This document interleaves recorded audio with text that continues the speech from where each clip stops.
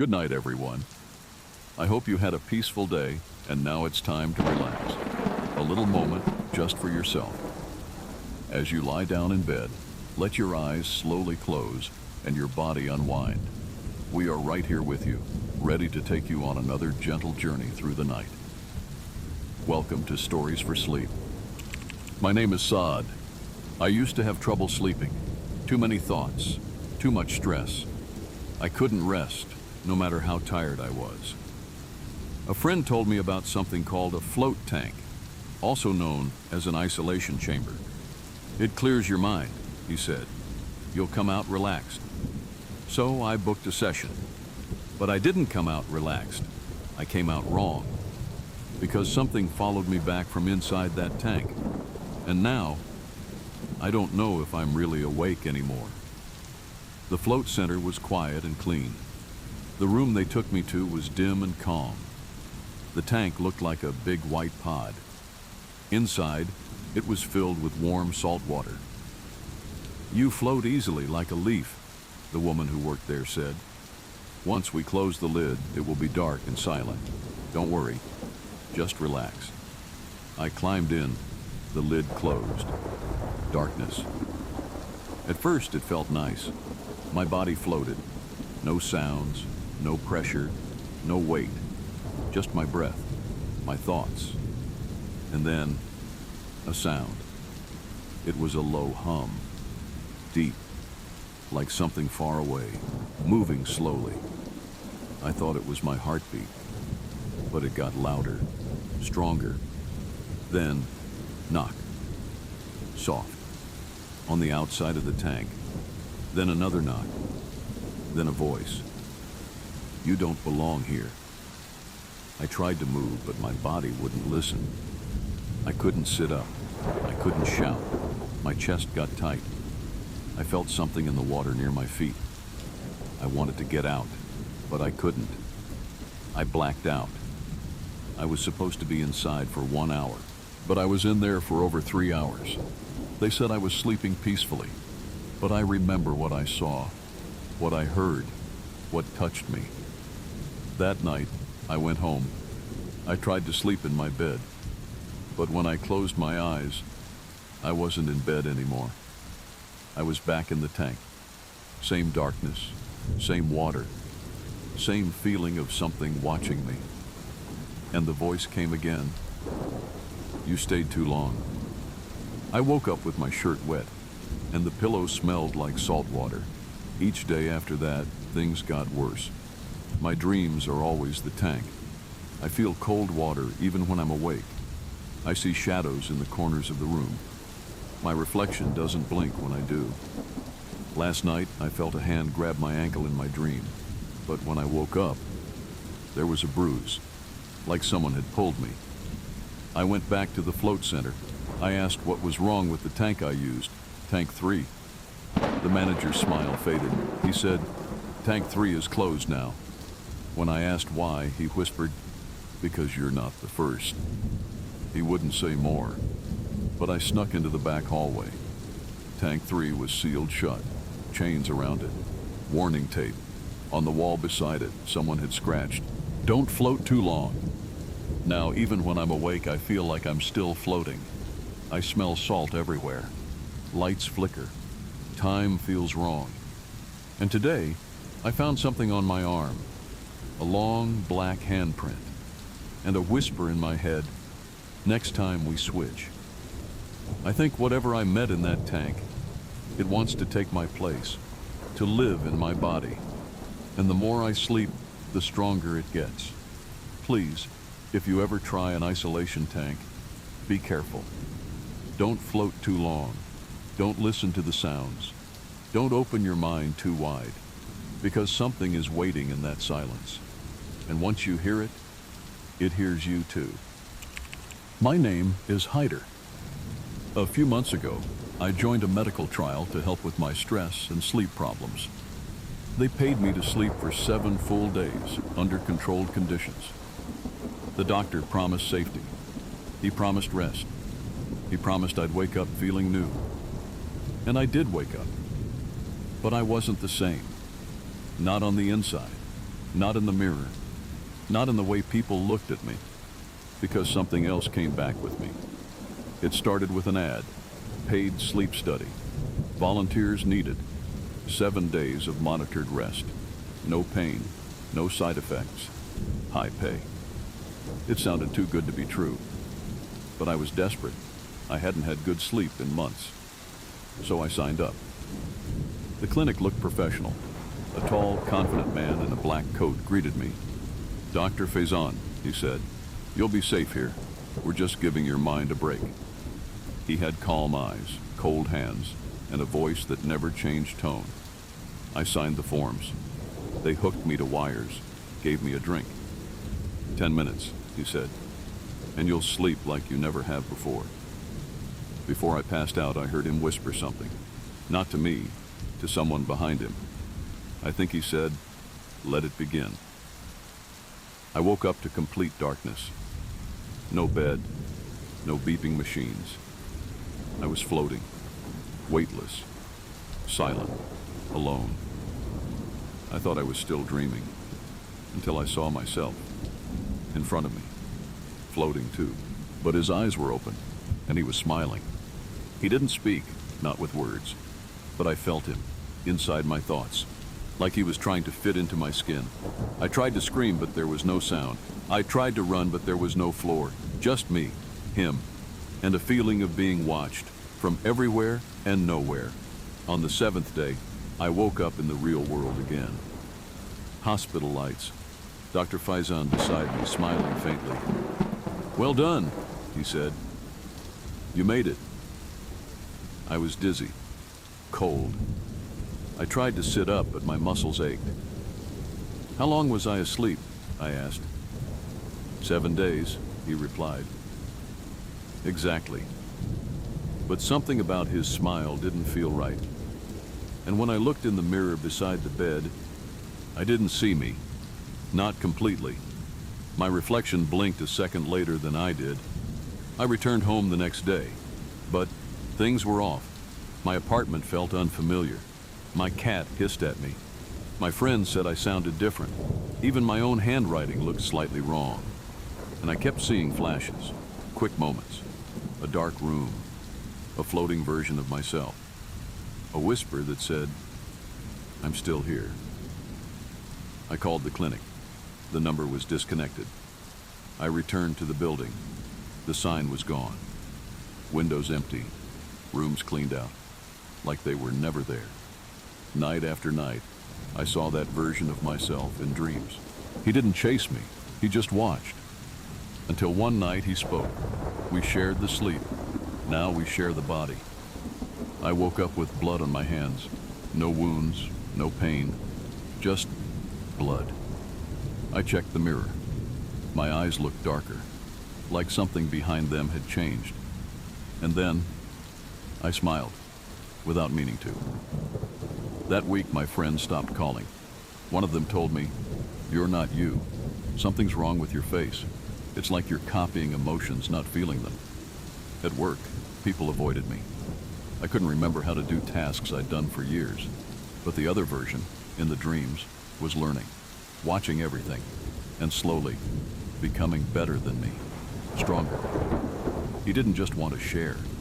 He wanted to take over. One night, I lost 6 hours. I blacked out at 7 p.m., woke up at 1 a.m., standing in the middle of the road, wearing clothes I didn't remember putting on, phone full of texts I didn't send. "Are you okay? Where did you go? What was that voice?" I never replied, because I didn't know who had sent those messages, me or him. The final straw was the tape. I set up a camera to record myself sleeping. I had to know what was happening. The footage showed me lying still for the first 2 hours. Then at 2:11 a.m. my eyes opened, but I didn't blink. I just stared at the ceiling. Then I sat up, smiled, and said, in a voice that was mine, but not mine, "He's finally resting. Now I'll live." I don't know how much longer I have. I feel myself fading, like my soul is getting pushed into a corner. Some nights I wake up crying. Other nights, I don't wake up at all. And when I finally do, The house is cleaner. My clothes are folded. Emails are sent. Jobs are done. But I didn't do any of it. He did. If you ever hear about a sleep study that promises to reset your brain, don't sign up. Don't drink anything. Don't let them put you under. Because you don't know what's waiting for you in that 7-day silence. You don't know who's watching you float. And if you sleep too long, you won't be the one who wakes up. My name is Imran, and I'm a medical student. Last semester, I joined a research internship at a private neurolab that studied brainwaves. Nothing seemed strange at first. We monitored sleep cycles, emotional patterns, and stress signals through EEG machines. But during one session, my brainwaves matched someone else's. Perfectly. Not just similar. Identical. That would have been fine, if that person wasn't already dead. The lab was run by Dr. Maya Rashid. She was smart, sharp, and always calm. Maybe a little too calm. We called her the Ice Queen, because nothing ever scared her. She once watched a seizure happen live during a brain scan and didn't even blink. We were running a special study. We had to collect brainwave patterns from 100 healthy volunteers. I was one of them, volunteer 72. I lay down. They placed the EEG cap on my head, dimmed the lights, and asked me to close my eyes and relax. The scan took 12 minutes. I almost fell asleep. But when I opened my eyes, everyone in the lab was staring at me like I had said something terrible. Is something wrong? I asked. Dr. Maya didn't answer at first. Then she showed me the screen. 2 lines, 2 brainwave graphs. Top is you, she said. Bottom is from patient 19 from last year's trauma study. Okay, I replied. She looked me dead in the eyes and said, patient 19 was declared brain dead last year. He died 2 days later. My stomach dropped. There must be a mistake. I was alive, healthy, awake. But the waves were identical, even the small peaks. The rhythm, everything. I tried to laugh it off. Maybe the software copied a file by mistake? No, she said. These were collected at different times, different machines. She zoomed in. The wave patterns didn't just match, they synced. Exactly. I went home, confused. I couldn't stop thinking about it. I looked up brainwave patterns. They're supposed to be unique, like fingerprints. Even twins don't have matching ones. So how could mine match a dead man's? That night, I had the first dream. I was in a hospital room. Dark, cold, 1 bed, 1 patient. He was hooked up to machines. No heartbeat, just flatline. I stepped closer. He opened his eyes and whispered, "Give it back." I woke up sweating. My nose was bleeding. I never had nosebleeds before. At the lab, I asked Dr. Maya who patient 19 was. She said she wasn't allowed to tell me, so I looked for myself. I found the data file. It had a name attached, Ammar Qureshi. I searched online. Nothing. No obituaries. No records. It was like he never existed. But I found one photo, hidden deep in the lab server. It was him, lying in the same hospital bed from my dream, and next to him written in red marker on the whiteboard, subject lost, consciousness drifted, coordinates unstable. I started hearing things, not voices, not clearly, but whispers, when I closed my eyes, when I turned corners, when I blinked too long. You took it. You shouldn't be here. You're not the original. At home, lights flickered, screens glitched, and once, my laptop started playing audio I didn't open. Transference successful, identity fusion complete, subject unaware. I confronted Dr. Maya. "What did you do to him?" I demanded. She just stared at me, then said, "We were trying to save him." "By replacing him with me?" "No," she said quietly. "We think he replaced you." I laughed. It sounded crazy. But deep down, something inside me agreed. Because I didn't feel like myself anymore. I couldn't remember parts of my childhood. My handwriting had changed. My parents said I was quieter lately, and when I looked in the mirror, I didn't recognize my own eyes. A few days later, the lab burned down. They called it an electrical accident. No injuries. But Dr. Maya disappeared. Gone. No goodbye. No forwarding address. Just vanished. Now I get flashbacks. Memories that aren't mine. Of a boy falling from a rooftop. Of a hospital with no windows. Of voices whispering, "Anchor him. Bind him. Let him live through another." I don't know who I am anymore. Not fully. But some nights, I hear my own voice coming from the mirror, and it says, "We're not different. We're one now, and we'll never be alone again."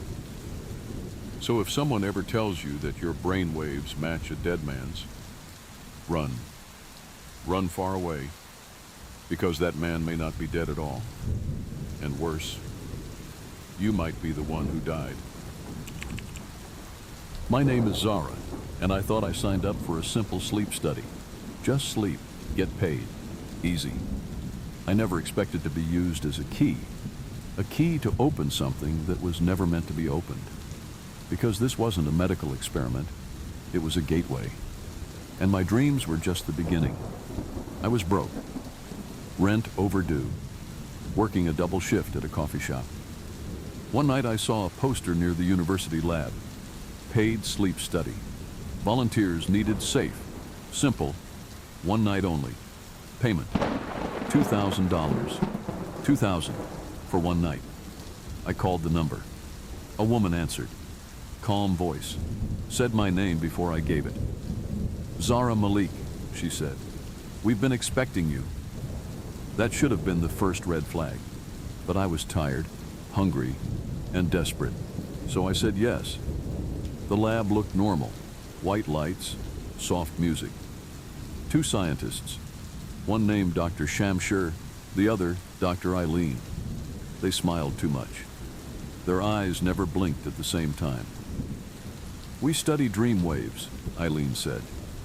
"We just need you to sleep, that's all." They fitted me with wires, told me to lie on the soft bed. The room was cold, but cozy. A speaker whispered, "Close your eyes, relax, let go." So I did. The moment I drifted off, I knew something was wrong. I was no longer in a dream. I was falling, spinning. Then I landed hard on a black stone floor.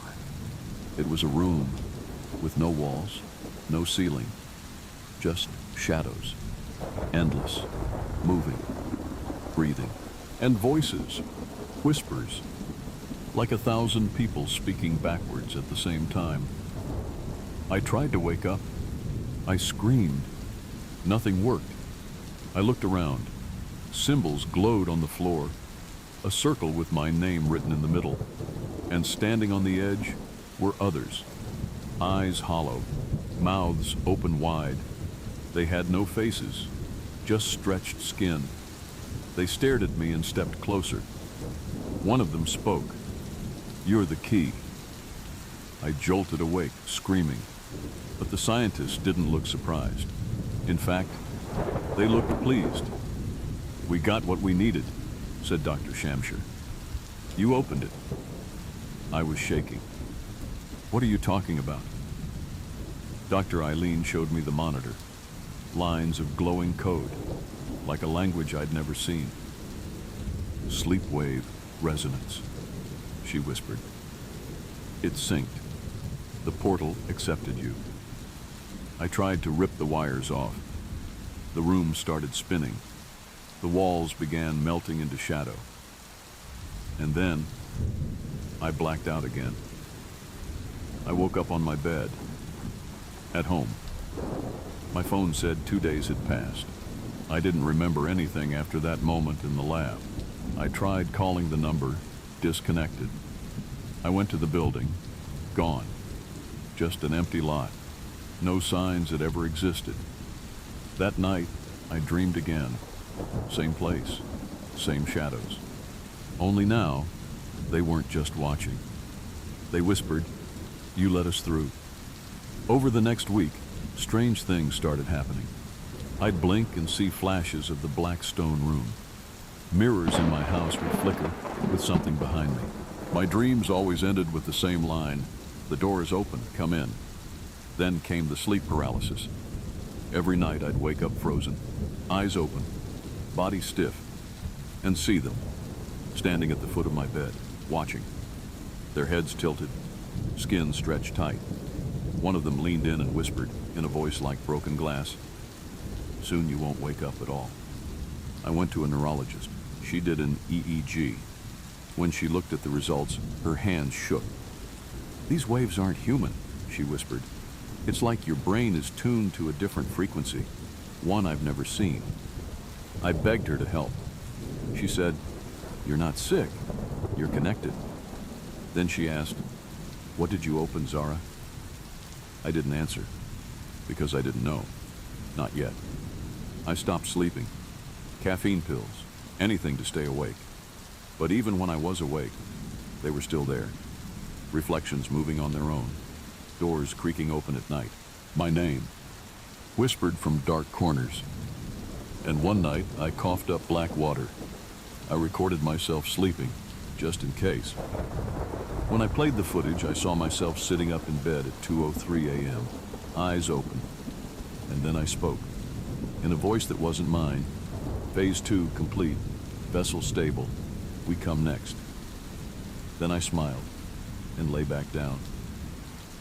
I don't know what they're doing, but I feel them inside me now, like something is growing, feeding off me. I'm not the same. My hands shake. My shadow moves on its own. And some nights, I wake up and I'm not alone in my body. Please, if you ever see a sleep study offering high pay for one night only, don't go. Don't close your eyes. Don't let them map your dreams. Because what they want isn't your brain, it's your pathway. And once they find it, they come through.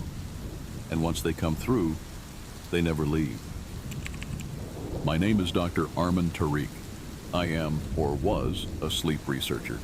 For the last 8 years, my work focused on studying REM sleep, the stage where most dreaming happens. I've read every paper, conducted every experiment, and mapped thousands of brain patterns. I believed sleep was a puzzle, one we could solve with enough data. But I was wrong. Sleep isn't just a brain process. It's a gate. And REM phase? That's when the demons come closest.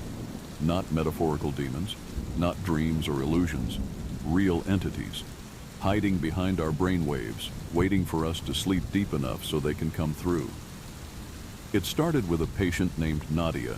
She was 24, healthy, and had volunteered for a standard sleep study at our lab. Nothing unusual at first.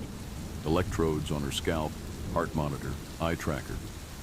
We ran a normal overnight observation, but at exactly 3:12 a.m., during the deepest point of her REM cycle, her brainwaves began forming shapes, not spikes, not normal waves, symbols, repeating, pulsing glyphs we couldn't explain. It looked like a language, a message, and she began to speak in her sleep. Not in Urdu, not in English, but in some ancient tongue none of us recognized. Her voice was low and growling, like it came from something beneath her vocal cords. We ended the session early. When Nadia woke up, she didn't remember anything. But her blood pressure had spiked, her pupils were dilated, and she whispered something strange before walking out. "The hollow sees you now." At first, I thought it was just a nightmare. Sleep talking, nothing more. But when we reviewed the EEG recordings, the patterns during her REM stage didn't match human activity. In fact, they were identical to seizure storms in dead tissue. It was as if part of her brain was hijacked, used by someone or something else. Over the next 2 weeks, it got worse. We ran the same sleep study on 5 more volunteers. 4 of them experienced normal REM cycles, but the 5th, a man named Salman, showed the exact same non-human symbols in his EEG. At 3:12 a.m., again, he also began speaking in the same language as Nadia. This time, we captured the audio and ran it through translation models. No matches. but one AI suggested the tone matched ancient Sumerian. Another guessed it was reverse Hebrew. Nothing confirmed. But one word kept appearing: Nahar. We looked it up. In old Mesopotamian texts, Nahar was the name of a demon of dreams, said to haunt people during their deepest sleep, offering knowledge in exchange for pieces of the soul. Still, I didn't believe it. I was a scientist, a rational man. I thought it was coincidence, maybe just a shared hallucination. But then, Nadia went missing. Her family said she started walking in her sleep, speaking strange languages, drawing symbols on the walls. One night, she screamed for hours, then vanished from her locked bedroom without a trace. Police couldn't explain it. No broken windows, no forced entry. Only the words, "Nahar comes," written in blood on her mirror. That night, I couldn't sleep. I stared at my own research notes, at the strange symbols from the REM recordings, and I realized the patterns were not random.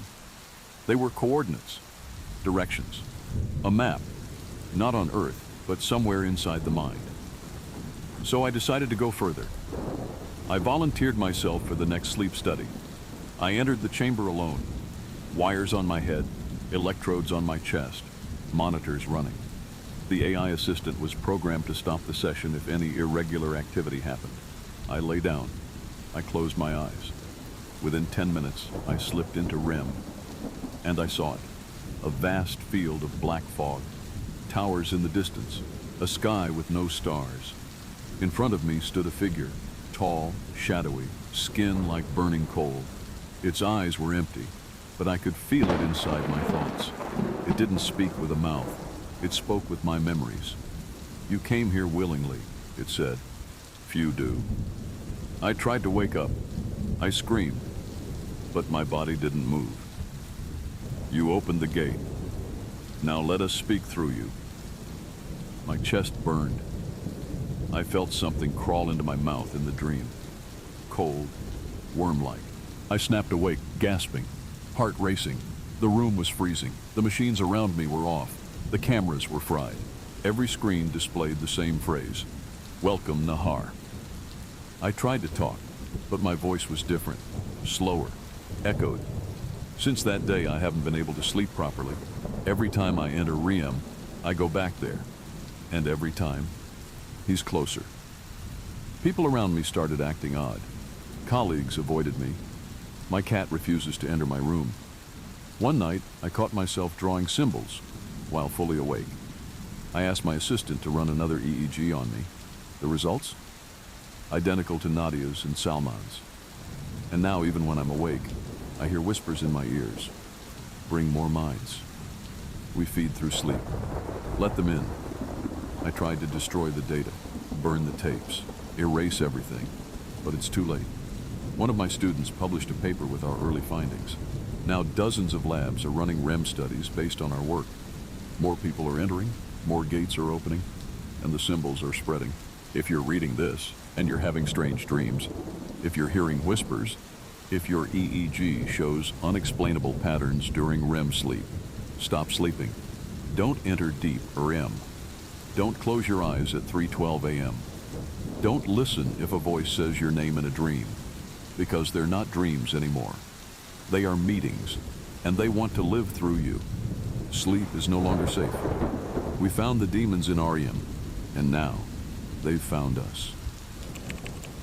My name is Daniel, and I never believed in ghosts. Not really, not fully. Sure, I enjoyed horror movies, scary stories, even creepy YouTube channels. But I always thought those things were just fiction, entertainment, nothing real. But 3 nights ago, I started recording myself while sleeping, for fun, for curiosity.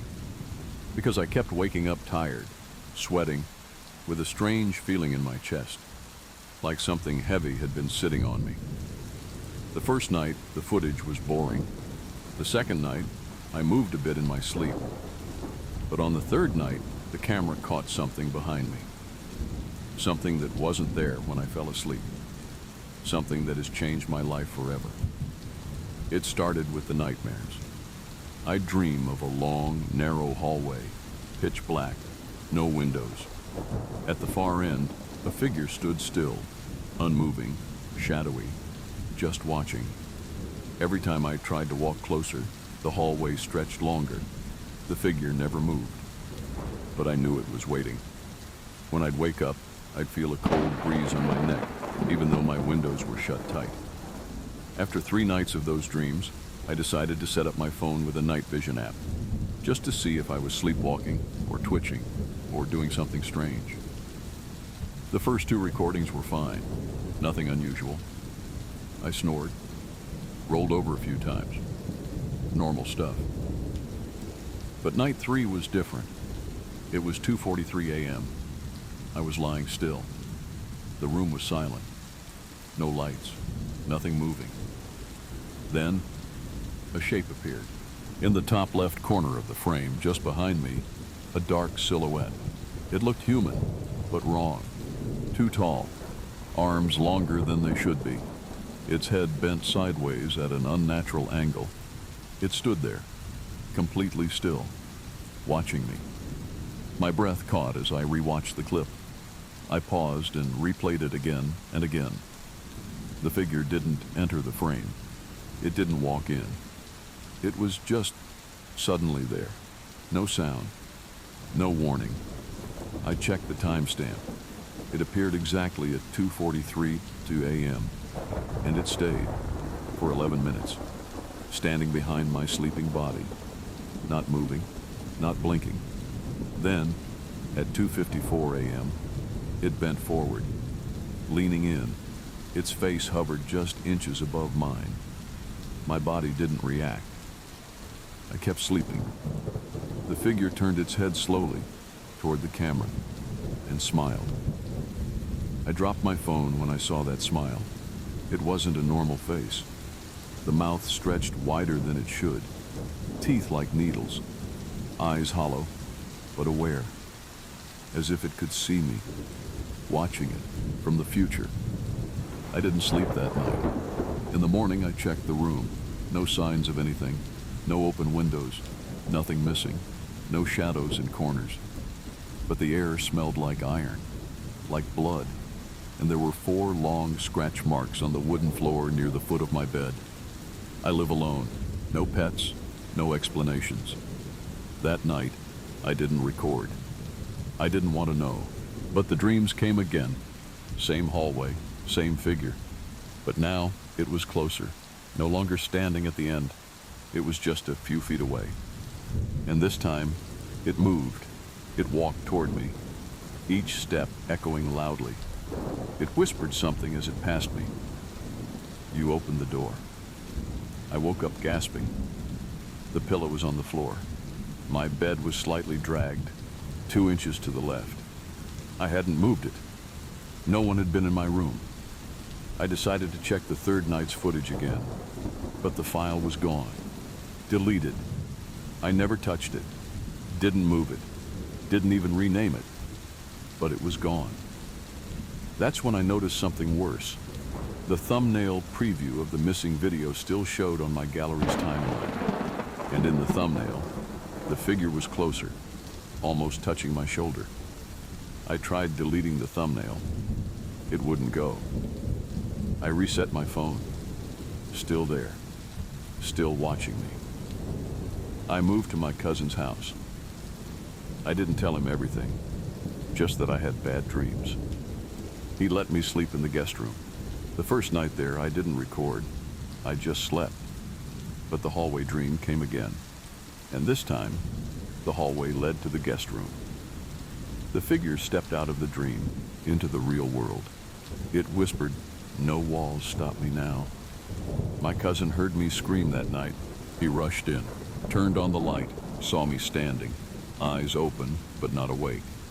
I was whispering in another voice, not my own. He recorded it. Later, we watched it together. I was saying, it was never behind me. It was always inside me. Now, I don't sleep. I can't. Every time I try, it gets closer, not just in dreams, but in reflections, windows, dark corners. Sometimes I feel a cold breath on my neck. Sometimes I hear my own voice, saying things I don't remember saying. And every time I see myself in the mirror, I smile, a little wider than I mean to. I tried cleansing, prayer, salt circles. Nothing works. Because the problem isn't the spirit. The problem is me. I brought it in. With my curiosity, with my camera, with the act of watching myself too closely. So if you're thinking of recording yourself while sleeping, don't. Don't invite attention. Don't stare too long at what watches you. Because once you see it, it sees you too. And it never goes back. My name is Safwan. I volunteered for a consciousness experiment at a research facility in the mountains. They told me it was a simple brain scan. No pain, no drugs. Just a deep neural test while I meditated. But what they didn't tell me is this. The machine they built wasn't made to observe the soul. It was made to separate it. And when they hooked me up to those wires, they saw my soul leave. The problem is, it didn't come back alone. It all started with an email. I'm a psychology student. I'm used to studies and surveys. But this one was different. Volunteers wanted. Advanced consciousness mapping. Compensation. $5,000. 1 weekend. Full transport provided. It sounded exciting. I had studied altered states of awareness, dreaming, near-death experiences, meditation. But this was the real deal. I applied. They replied within minutes. No interview, no questions. Just a location, a pickup time, and a waiver. They drove me in a black van with no windows. The lab was in a cold, quiet area. Trees everywhere, no towns for miles. Only one gray building, no signs. Inside, everything was clean. White walls, humming machines, smiling staff with blank faces. A woman named Dr. Sana greeted me. "You'll help us take the next step," she said. I asked, "In science?" She paused. "In existence." They brought me to a large chamber. One bed, one machine that looked like a cross between an MRI scanner and a spider's web. Long cables, dozens of tiny red lights. I lay down. They placed a helmet on my head. Wires touched my temples, neck, and chest. "Just relax," Dr. Sana whispered. "Let go of your thoughts. We'll guide you to silence." A low humming started. Then, nothing. Silence. Darkness. Stillness. And then I felt it. Something pulled, not physically, not like gravity, but something deep inside. My thoughts began floating away. Memories scattered. I saw flashes. My childhood, my mother's face, my first fear. Then, I saw myself, lying on the bed, wires glowing, still breathing. But I was above it, looking down, detached, free, weightless. I had left my body. Suddenly, alarms sounded. I heard shouting, footsteps, Dr. Sana's voice. "We have full separation. This isn't a simulation." Then another voice. "Something else is coming through." That's when I felt it. A coldness beside me in the void. Like something ancient had noticed I was exposed. Not just watching me, approaching. I tried to return to my body, but it was too late. In the dream space, the void bent. A shape slithered near me, faceless, endless. It had no form, only intention, and it whispered, "One leaves, one returns." I slammed back into my body, like being dropped from the sky, gasping, eyes wide. I felt heavy, wrong, like my skin didn't fit, like I was wearing myself. Dr. Sana stood frozen. Then she leaned close and asked, "Are you still you?" I tried to speak, but something inside me answered first. A whisper beneath my breath. Almost. They kept me under observation.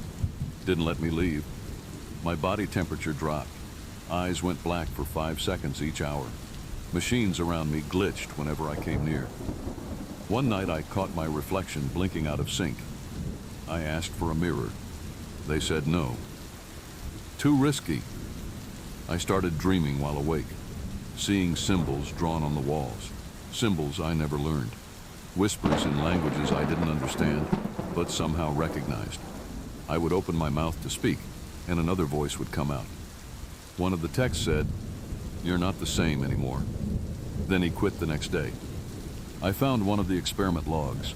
It said, Subject 27, full soul displacement detected.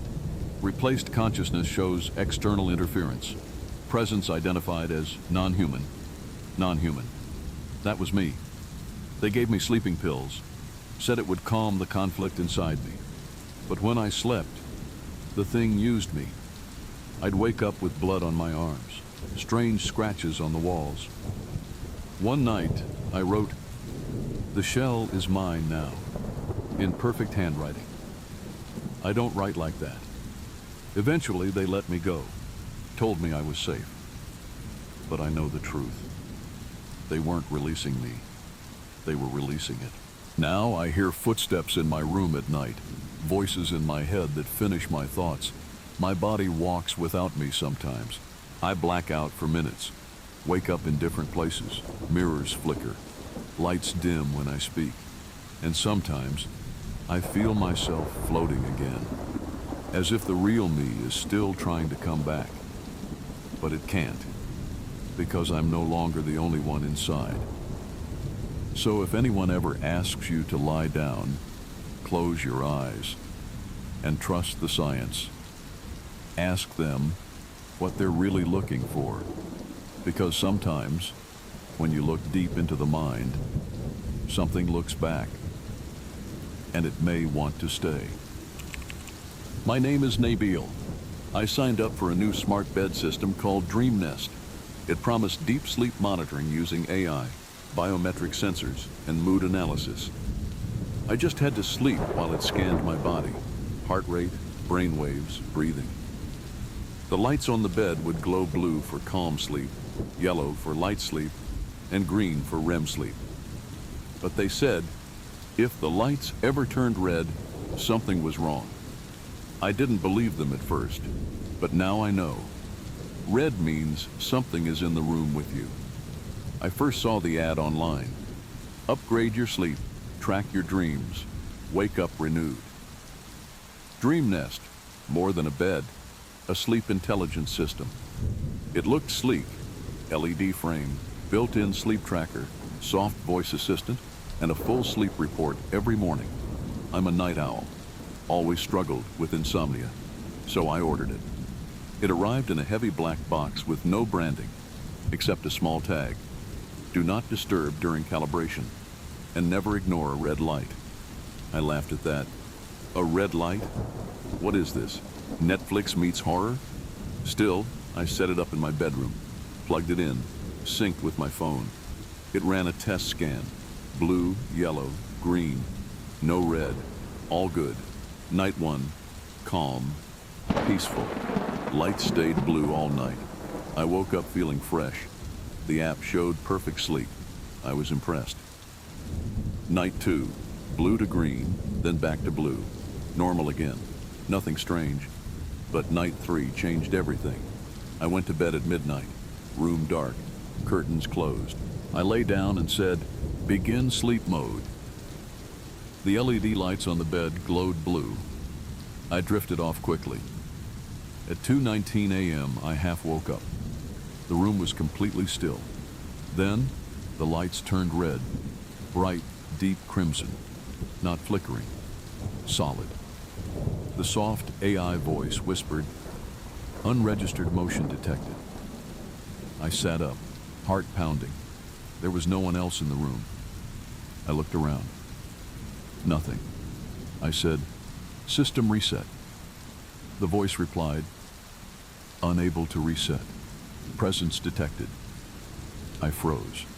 Presence? I reached for my phone, opened the camera, switched to night mode. The screen showed something behind me. Tall, thin, standing at the foot of the bed. I spun around. No one there. But the red light stayed on, and the room got colder. My breath fogged up. I could hear whispers in the walls, not in any language I knew, just wrong sounds. The app started glitching. My name on the screen scrambled into a different word, Nabalim. I didn't type that. It wasn't even close to my name. Then the assistant said something it never said before. Your body is here, but something else is dreaming. I didn't sleep the rest of the night. The lights finally went off at sunrise. I checked the logs. It showed unknown brainwave detected from 2:19 to 2:44 a.m. There was a spike in activity the system labeled as foreign synapse pattern. It even recorded audio. I hit play. My voice, but distorted, was saying, "He dreams for me now. I just watch. I can't stop him." I called tech support. Told them about the red light, the glitch, the presence. The rep went silent for 10 full seconds, then said, "Sir, we suggest you unplug the unit immediately. You triggered Protocol 7. That only happens when..." The call dropped. I tried calling again. Number was disconnected. Website, gone. No trace of Dream Nest online anymore. That night I didn't use the bed. I slept on the couch. But at 2:19 a.m., the couch lights turned red. I didn't install lights on the couch. The app reinstalled itself on my phone. New name, Red Sleep. Same interface, same logs. Only now, it no longer recorded my sleep. It just said, monitoring subject 2, status occupied, host unaware. I checked the footage from that night, even though I never recorded. The video showed me asleep, but smiling, eyes wide open, staring at the camera, not blinking. Now it doesn't matter where I sleep, floor, hotel, friend's place. 2:19 a.m. Every night, the red light finds me. One night I stayed up, determined not to sleep, but I blinked for just 1 second, and I woke up on the bed again. I never moved there. No one carried me. The red lights were glowing softly, and something was whispering near my ear. You're not the dreamer anymore. You're the dream. If you ever buy a bed that talks to you, return it. If the lights ever go red, run. Because once your soul slips even an inch out of your body, something else will take your place, and sleep will never be yours again. My name is Adil, and I'm a neurotechnician at a private lab in Lahore. We study the human brain, recording signals, monitoring sleep, testing reactions. Mostly it's harmless. But a few months ago, we bought a new EEG machine, top of the line, imported from Germany. It was faster, more sensitive. It could read brain signals that older machines missed. But then, during a routine scan, we heard something. Something not from the patient. Something that spoke through the machine. At first, we thought it was interference, a glitch, a radio signal. But the words it whispered, they knew our names. It began with a volunteer named Sehar. She was part of our weekly sleep study group. Young, healthy, no medical issues. We hooked her up to the EEG as usual. Electrodes on the scalp, audio recording running. The machine displayed her brain waves in real time. Alpha, beta, theta, RM phases. I sat at the monitor, watching the lines shift gently as she drifted into sleep. Everything looked normal until 2:03 a.m. Then the EEG picked up a signal spike. Unusual, but not alarming. I leaned closer. The audio file began playing static, and within it, a voice. Low, soft, whispering, but clear. It said, "Sahar is dreaming, but I am not Sahar." I froze. I looked at the speakers, looked at my colleague Asim. He had turned pale. His hand shook as he turned the volume up. The voice came again. I waited. I watched. Now I speak. It was a male voice, cold, dry, like something that hadn't spoken in a long, long time. We tried waking her. No response. The EEG showed activity in regions we couldn't explain. Signals firing from the corpus callosum, the bridge between both brain hemispheres, but in patterns we'd never seen. More like a language than brain waves. We unplugged the machine, turned off the monitor, but the voice kept playing. After 10 minutes, Sahar gasped and woke up. She was sweating, eyes wide. "What did I say?" she asked. We didn't answer, because she hadn't spoken, not once. We sent the audio to a sound engineer. He analyzed it and said, "The voice is not coming from the microphone. It's coming from within the data stream itself, like the machine is generating it based on brain activity." That didn't make sense. Machines don't create voices on their own, unless they're being used by something else. The next week it happened again. Different patient, same voice. "You let me speak once, now I speak always." This time the voice said my name, Adil. My heart skipped. I never typed my name into the machine, never saved it anywhere near that device. Things got worse. The EEG machine started turning on by itself. We'd come in the morning and find it running sessions overnight, alone, always between 2 o'clock and 3 o'clock a.m. Always recording, always with whispers on the file. Sometimes it played two voices, talking to each other. One said, "They think they're studying sleep." The other replied, "We study them." One night I stayed alone to test it. Hooked myself up to the machine, just to see. I lay back, closed my eyes. The helmet buzzed gently. For a few minutes, everything was quiet. Then I heard it. Not in the room, not in the speakers. Inside my head. "You hear me now? Because you listened." My eyes flew open. I tried moving, but I was frozen. The machine was still recording. On the monitor, instead of waves, symbols, moving in rhythm. It didn't look like brain data. It looked like script, a language, and I could understand it. When I woke up, it was 4 o'clock a.m. The machine was off. The session file was named AD Lexit Attempt 1. I never named it that. And I didn't remember what happened during those 2 hours. But my fingers had blood under the nails.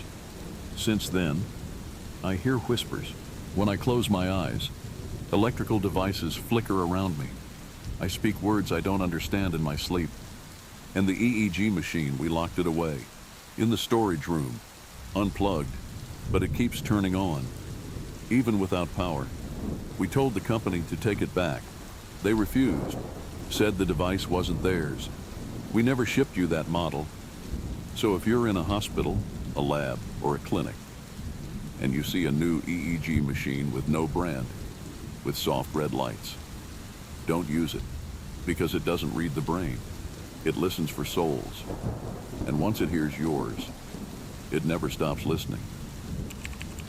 My name is Zion, and I volunteered for a dream experiment that promised lucid dreaming on command.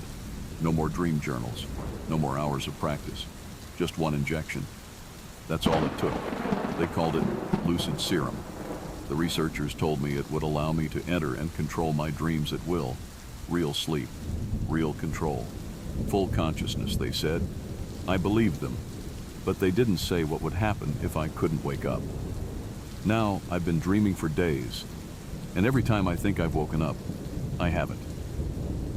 It began in a small lab tucked inside a research center on the edge of Islamabad. Quiet building, clean. Everything looked normal. I was one of 10 volunteers. We each signed a thick waiver, pages of legal talk I didn't read carefully. Dr. Harris, the lead scientist, smiled as he prepared the needle. "This serum is safe. You'll go under for about 6 hours, but it'll feel like minutes to you," he said. "Just remember, if anything feels off, do not trust your senses." That part, I should have paid attention to. He injected the serum into my arm at 9:03 p.m. I felt a cold wave run through my body. Everything blurred. Then, nothing. Just darkness. Then I opened my eyes, in the same lab. At first, I thought the experiment had failed. I was awake. Everyone was gone. No sounds, no people. I walked out of the room into the hallway, but the hallway was wrong. It stretched too far. No end. The lights above flickered in a loop. The signs on the wall were written in English, but when I blinked, they turned into strange symbols. I tried leaving. The doors led back into the same lab. I realized I was still asleep. I tried the usual tricks. Pinched myself. Didn't wake up. Tried looking in a mirror. My reflection blinked 3 seconds after me. I screamed. Nothing echoed. Just silence. Then a voice whispered from behind me, "You're inside the serum now, and the serum is inside you." I ran. Every door I opened led to the same hallway. Every room had a version of me, sleeping, laughing, crying, screaming. I shouted, "Wake me up!" A man in a white coat appeared from a corner. Dr. Harris. But his eyes were empty sockets. His voice sounded like static. "You can't wake up if the real you is already dreaming of you." I blacked out, then opened my eyes. Back in the lab. Sunlight outside. Nurses moving around. Relief. I thought it was over. But the clock on the wall showed 9:03 p.m. Same time. Exactly. I stood. Everyone clapped. "You did it," someone said. I smiled until I noticed something strange. Everyone had my face. They all looked like me. Same clothes, same voice. They kept clapping, louder and louder. Then they stopped, all together, and whispered, "One Zion leaves, one must stay." I ran outside. Streets were empty. Clouds in the sky weren't moving. Birds hovered in the air, frozen. Time had stopped. I saw my home in the distance, rushed to it. My mother opened the door, but she had no mouth. Just wide, wet eyes that cried silently as she mouthed, "You never left. You never woke up." I blacked out again, then opened my eyes.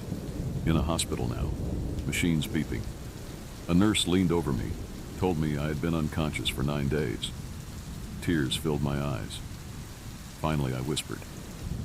Then I saw the IV bag hanging beside me. Lucid serum, 9th cycle. I blinked. The nurse smiled, but her teeth were long. Too many. And she said, "Don't worry. This time, you'll sleep forever." Every time I wake up now, I doubt it. Sometimes I think I'm back in real life. But then the cracks show. Clocks run backward. My phone dials itself. People call me by a different name. Mirrors don't work. I try to scream. No one hears. I break windows. They turn to fog. One time I found a piece of paper in my pocket. My handwriting. It said, "You're in dream 34. Stop trying. Save your strength." I once saw a version of myself wandering the halls, dragging his feet. He looked at me and said, "We've all been here too long. Some of us forgot who we were." Then he faded away. If you're reading this, I don't know how. Maybe this story leaked from one of the dream loops. Maybe you're real. Maybe you're not. But if someone ever offers you lucid serum, say no. Because it doesn't let you control dreams. It makes you the dream. And the deeper you go, the more real it feels. Until you can't tell the difference. Until you can't find the way out. Until you forget you ever existed before this. I don't know how many cycles I've passed. Maybe 40. Maybe more. But I'll keep writing. Keep trying. Because one day, maybe, someone will wake me up. Someone will...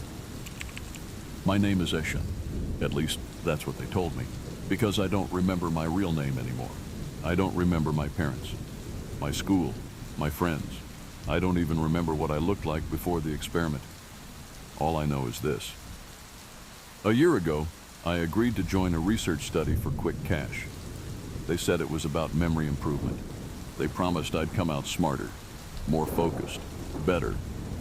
They didn't say it would erase everything I was. I found the ad online. Simple, clean. Paid volunteers needed. Memory enhancement trial. Government backed. Safe. Generous pay. It looked official. The location was a modern facility just outside the city. They welcomed me in. No shady lab. No creepy doctors. Everything looked clean, friendly, professional. I signed a waiver. It said, temporary memory disruption may occur during testing. I laughed and said, what does that mean exactly?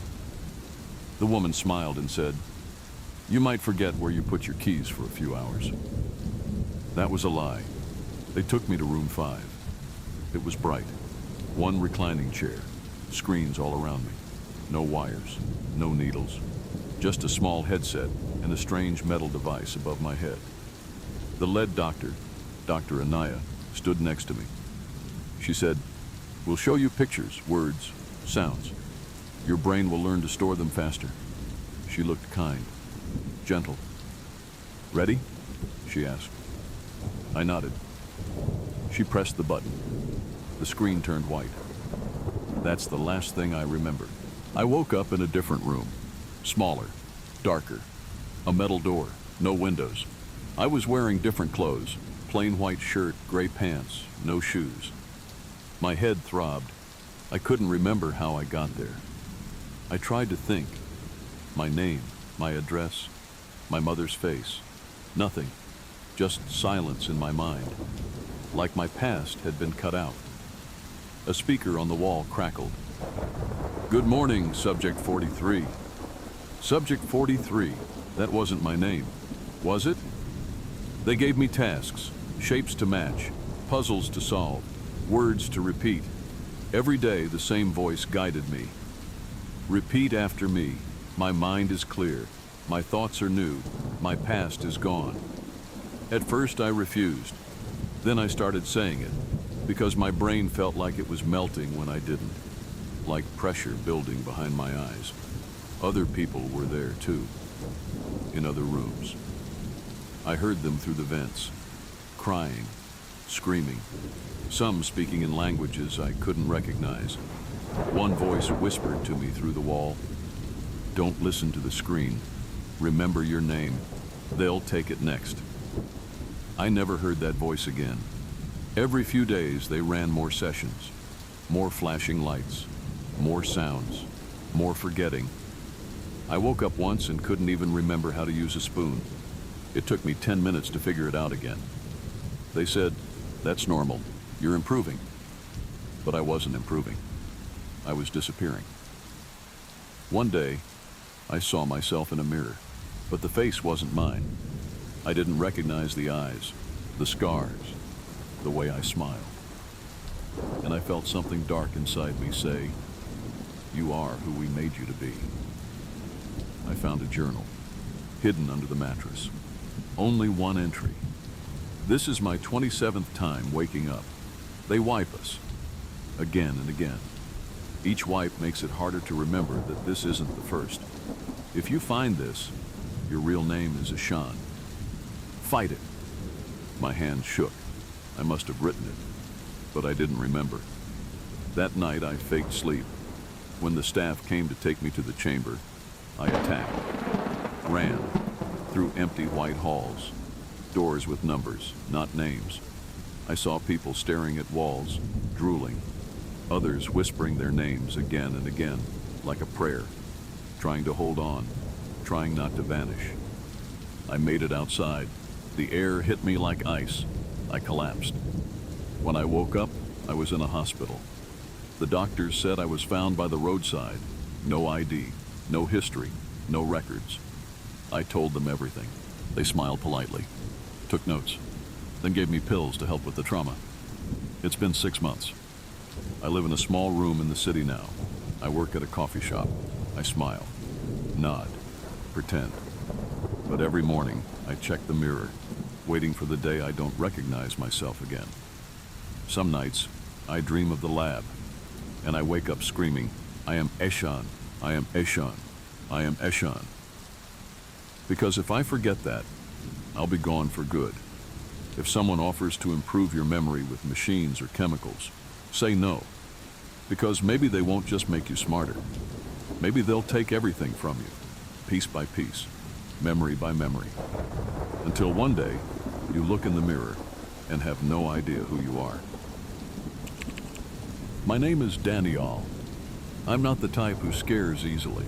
Haunted houses, horror movies, dark basements, I always laugh them off. So when my friends dared me to spend one full night inside the city morgue, I said yes without blinking. No flashlight, no phone, just one camera, one sleeping bag, one night. They thought I'd last an hour, but I planned to sleep in one of the body lockers, those cold metal drawers where they store the dead, just to prove I wasn't scared of the dead. That was my biggest mistake, because the dead weren't the ones I should have feared. It was what comes with them. It was an old morgue barely used now. My friend's uncle worked there and gave us access for the night. They sealed the door behind me at 10 o'clock p.m. "See you at sunrise," they laughed. I stood alone under a flickering ceiling light, surrounded by rows of body lockers, large metal drawers built into the walls. The place smelled like bleach and rust, but the silence, that was worse. It was the kind of silence that feels like it's watching you. I chose a drawer on the bottom row, pulled it open. It was empty, cool metal, faint stains. I laid my sleeping bag inside and slid in. The drawer closed. Darkness, total darkness, just me in the cold. At first I laughed to myself, recorded a quick video for proof, talked to the camera. Daniel the Brave, inside a morgue locker, let's go. Then I set the camera to night mode and tried to sleep. It was around midnight when I heard the first noise, a scrape, faint, slow, like metal sliding against metal. I froze. Then came a second noise, a thump, like something or someone was knocking from the inside of another drawer. I stayed still, told myself it was the building shifting, but then a voice, low and broken, whispered, "Too cold." It wasn't mine. I held my breath. The sound came again. Too cold, too long, then a dragging noise, like fingernails scraping the inside of metal. I turned on my camera, pointed it at the small vent above me. The red nightlight flashed once, then again. Then a face appeared in the camera screen. Dead eyes, broken mouth, no nose. I screamed and kicked the drawer open from the inside. It was hard, but I got out. The morgue was still empty. All drawers closed, except one. One on the far end was now open, just slightly, like something had come out. I wanted to run, but the main door was locked from outside. I banged, yelled. No one came.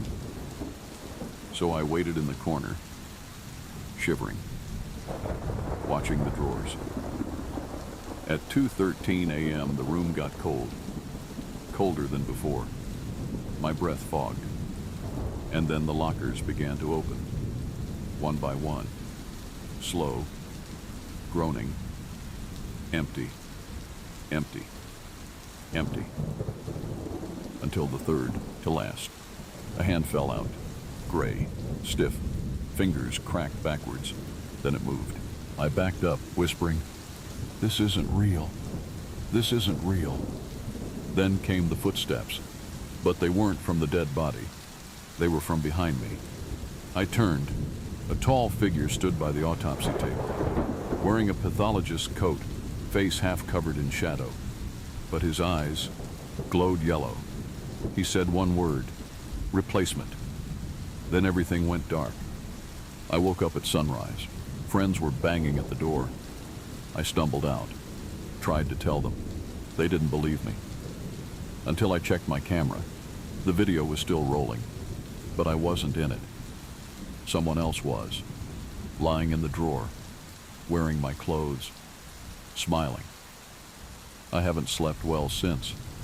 Sometimes I wake up in places I don't remember going to. People call me by a different name. I look in mirrors and see something delayed. like my reflection isn't synced with me. I think that morgue took more than my courage. It took part of me. And every night, I feel the rest slipping away. So if someone dares you to sleep in a morgue, don't. It's not the dead you should fear.